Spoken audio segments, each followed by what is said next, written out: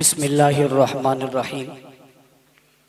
वक्त चूँकि इंतहाई मुख्तसर है, अकाबिर यहाँ तशरीफ़ फरमा हैं और मुझ जैसे कम इल्म और कम उम्र इंसान उनके सामने कोई लंबी गुफ्तगू करे ये मुनासिब नहीं है।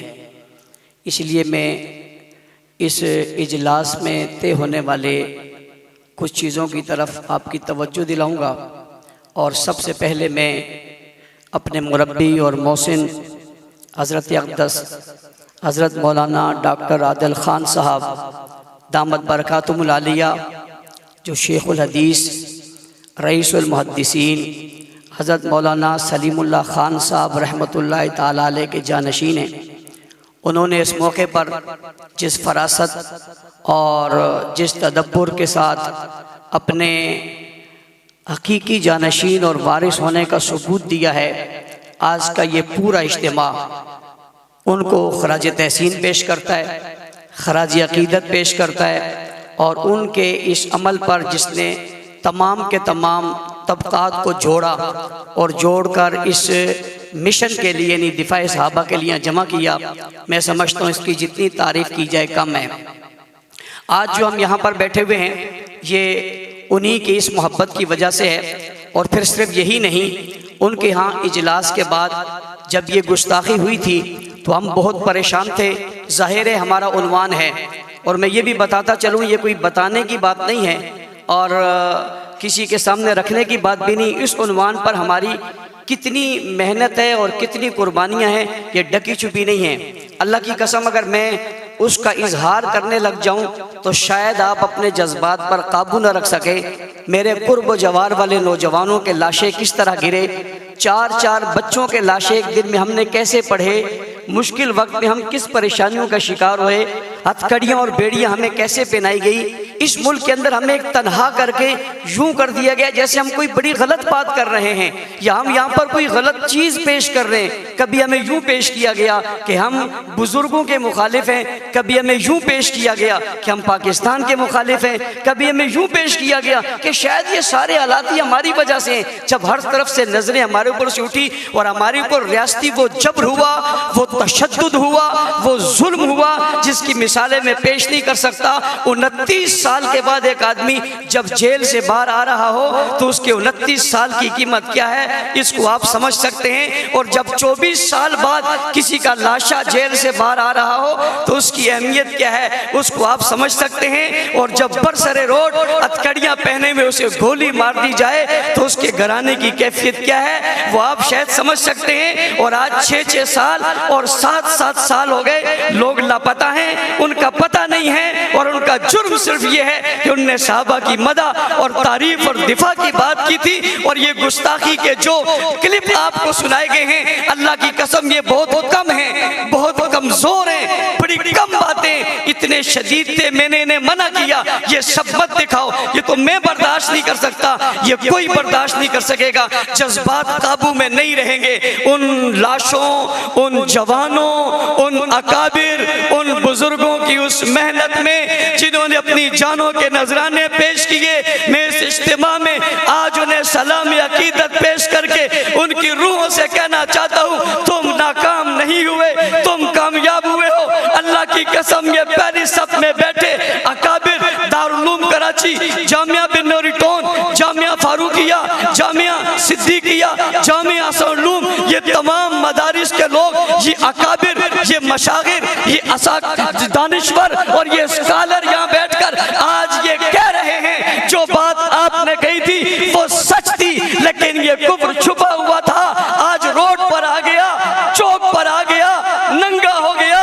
अल्लाह उसने मेरे प्यारे माविया जिसे रसूलुल्लाह ने दुआ देकर कहा था अल्लाहुम्मा जअलहु हादियन मादियन वादी भी, वो अबू सुफियान जिसे रसूलुल्लाह ने कहा था आज जिसके घर में जिसने पनाह ले ली उसको अमान है। वो अबू बकर सिद्दीक जिसने नबूवत को कंधों पे उठाया था, गार तक पहुंचाया था, अपनी झोली में सुलाया था, दौलत औलाद सब कुछ कुर्बान की थी, अपनी बेटी का रिश्ता दिया था।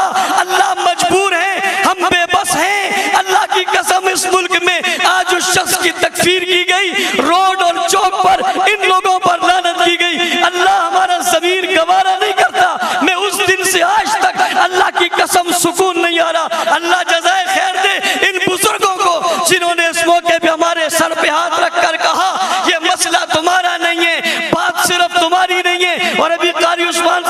खूबसूरत बात कह रहे थे। मौलाना जुबैर साहब ने भी बहुत खूबसूरत बात कही है। ये एक जमात का मसला नहीं है, एक तबके का मसला नहीं है। उलमाए किराम, मुफ्तियान उज़्ज़ाम, अकाबरीन मिल्लत, रब्बे ज़ुल जलाल की कसम, ये तहरीक चलाओ, हमें इस तहरीक में नौकर रख लो, गुलाम रख लो, खातिब रख लो।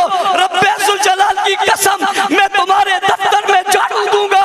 अल्लाह की कसम, मैं तुम्हारे जूते उठाकर सादत समझूंगा। हमें लीडरी का कोई शौक नहीं है। मैं हजारों लीडरियां सिद्दीक अकबर और माफिया की जूती पे कुर्बान करता हूं। मैं जमात का सदर होने के बावजूद ऐलान कर रहा हूं, हज़रत अक़दस तुम्हारी जूतियों का खादिम हूं, मैं उस पे बैठना चाहता हूं। इस तहरीक में आप आओगे, हम आपके गुलाम बनकर आपके दफ्तरों की सफाई करने को तैयार रहेंगे, लेकिन आपके शाना बचाना रहेंगे। इस जुल्म की बड़ी दास्तानी, इसकी बड़ी तहरीक है। मैं बता नहीं सकता, मैं अपनी बात तो करता नहीं, उन लोगों की बातें यकीन करें। मेरे पास लोगों के फोन आते हैं, मैं जिम्मेदार हूं। मुझे वो माएँ कहती हैं मेरा बच्चा 6 साल से लापता है, फारूकी साहब बताओ कहाँ है। अल्लाह की कसम मेरे पास जवाब नहीं है। वो रो जाती है, उसकी चीखें निकलती हैं और मुझसे एक दिन कहने लगी मैं क़यामत के दिन आपसे सवाल करूंगी, मेरा बच्चा लापता है। मेरे घर में सुबह भी शाम भी दिल धड़कते हुए ये बात आती है, काश कब ये खबर आ जाएगी कि वो किसी चौक और चौराहे पे पड़ा हुआ है। मैं आपसे सवाल करूंगी। मैंने कहा अम्मा जी हाथ जोड़ कर कहता हूँ मैं बेबस हूँ। मैंने हर दरवाजा खटखटवाया, मैंने रोड पर धरने दिए, मैं अकेला तने तनहा इस कराची की सड़कों पर रोता रहा। मुझे गोलियां मारी गई, मैंने बर्दाश्त कर ली। मेरे ऊपर हमला हुआ, मैंने बर्दाश्त कर लिया। मेरा जिस्म जख्मी हुआ, बर्दाश्त कर लिया। एक वाक़े में 10 लोग शहीद हुए, बर्दाश्त कर लिया।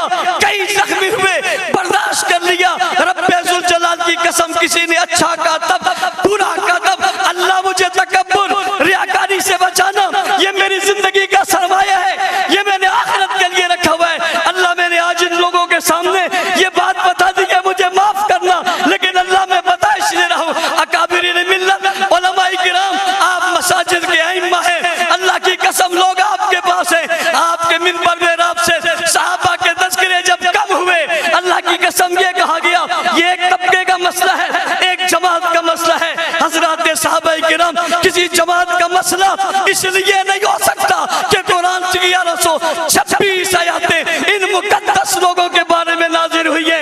अहादीस मुबारका सित्ता की हर रिवायत इन सहाबा के बाद हुजूर तक पहुंची है।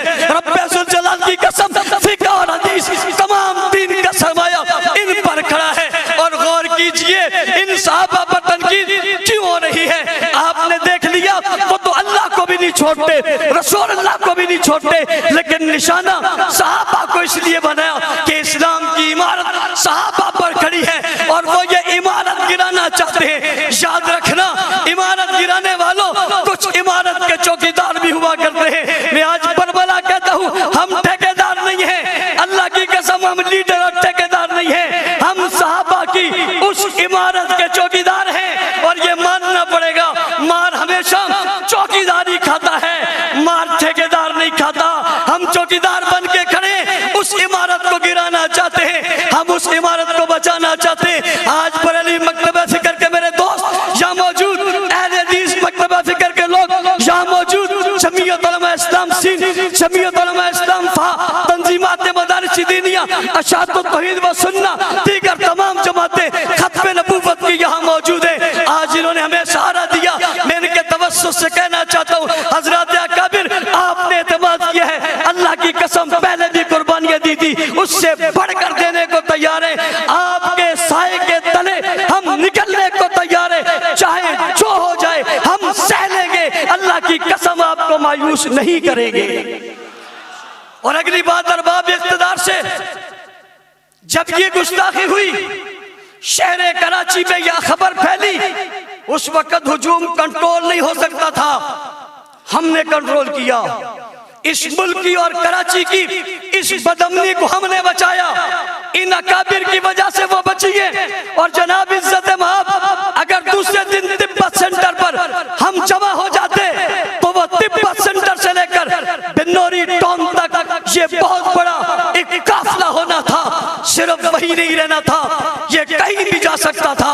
हमने इस दुख को, और अल्लाह की कसम हमारे माँ बाप, औलाद, खानदान, माल दौलत सब कुछ लुट जाए, शायद इतनी तकलीफ न होती जितनी बरसरे मैदान हुकूमत की सरबराही में, उनकी हिफाजती हिसार में इन मुकद्दस हस्तियों पर जो हमें तकलीफ हुई है। मैं रब्बे जुल जलाल की कसम खा के कहता हूँ, सब कुछ लुट जाए, इस पर इतना अफसोस नहीं जितना इस पर अफसोस था।